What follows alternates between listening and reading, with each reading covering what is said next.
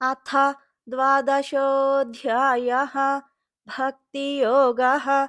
अर्जुन उवाच एवं सततयुक्ता ये भक्तास्त्वां पर्युपासते ये चाप्यक्षरमव्यक्तं तेषां के योगवित्तमाः। श्रीभगवानुवाच मय्यावेश्य मनो ये मां नित्ययुक्ता उपासते श्रद्धया परयोपेताः ते मे युक्ततमा मताः। ये त्वक्षरमनिर्देश्यम् अव्यक्तं पर्युपासते सर्वत्र गमचिन्त्यं च कूटस्थमचलं ध्रुवं संनियम्येन्द्रियग्रामं सर्वत्र समबुद्धयः ते प्राप्नुवन्ति मामेव सर्वभूतहिते रताः।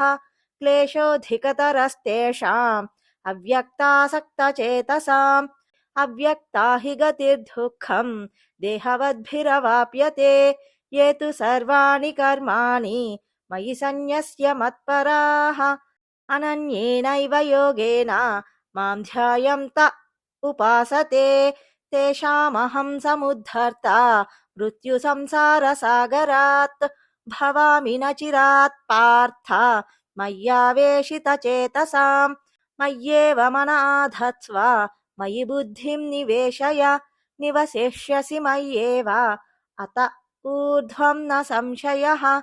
अथ चित्तं समाधातुं न शक्नोषि मयि स्थिरम् अभ्यासयोगेन ततः मामिच्छाप्तुं धनञ्जय अभ्यासेऽप्यसमर्थोऽसि मत्कर्म परमो भव मदर्थमपि कर्माणि कुर्वन् सिद्धिमवाप्स्यसि अथैतदप्यशक्तोऽसि कर्तुं मद्योगमाश्रितः सर्वकर्मफलत्यागं ततः कुरु यतात्मवान् श्रेयो हि ज्ञानमभ्यासात् ज्ञानाध्यानं विशिष्यते ध्यानात् कर्मफलत्यागः त्यागाच्छान्तिरनन्तरम् अद्वेष्टा सर्वभूतानां मैत्रः करुण एव च निर्ममो निरहङ्कारः समदुःखसुखः क्षमी सन्तुष्टः सततं योगी यतात्मा दृढनिश्चयः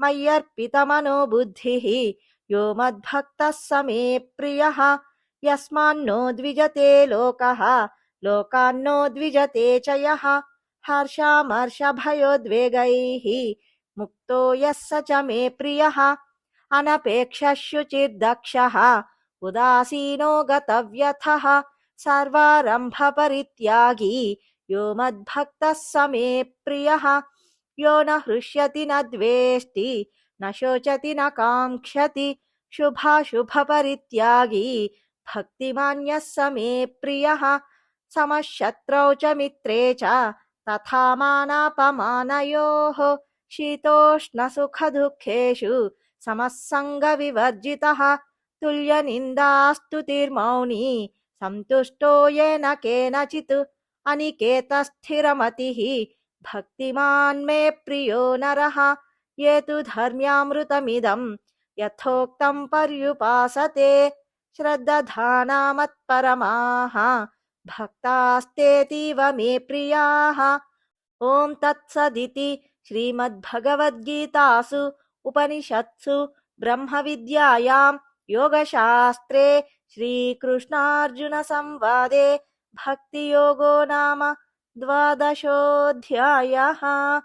सर्वधर्मान् परित्यज्य मामेकं शरणं व्रज अहं त्वा सर्वपापेभ्यः मोक्षयिष्यामि मा शुचः।